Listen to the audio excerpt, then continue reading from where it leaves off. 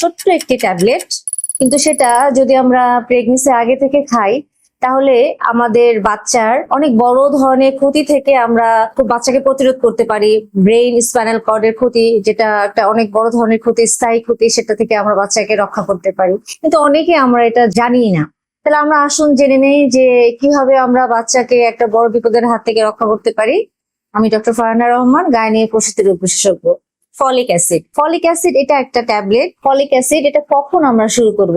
সাধারণত আমরা যারা গর্ভধারণের জন্য আমরা চিন্তা করছি প্রেগনেন্সির আগে, অ্যাটলিস্ট প্রেগনেন্সি 3 মাস আগে থেকে আমরা ফলিক অ্যাসিড খাওয়া শুরু করব।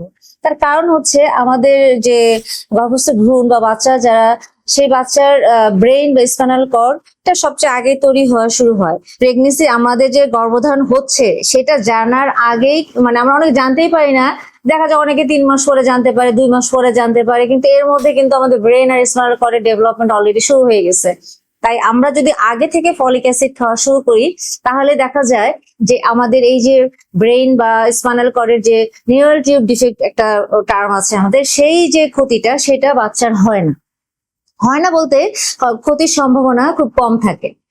আর ডোজটা কি হতে পারে ফলিক অ্যাসিডের? সাধারণত আমরা 400 মাইক্রোগ্রাম পার ডে প্রতিদিন খাওয়ার পরামর্শ দিয়ে থাকি। তবে যাদের আগে মিসক্যারেজের ইতিহাস আছে, মানে হিস্ট্রি আছে, তাদের ডক্টর একটু ডোজটা বাড়িয়ে দিতে পারেন। এটা আপনার ডক্টর আপনার হিস্ট্রি অনুযায়ী এটা ফলিক অ্যাসিডের পরিমাণটা বাড়াতে পারেন। কি রোগ প্রতিরোধ করে? নিউরাল টিউব ডিফেক্ট, এটা হচ্ছে বাচ্চার ব্রেইন ও মেরুদণ্ড সঠিকভাবে হতে দেয় না আর কি, এটা হয় না।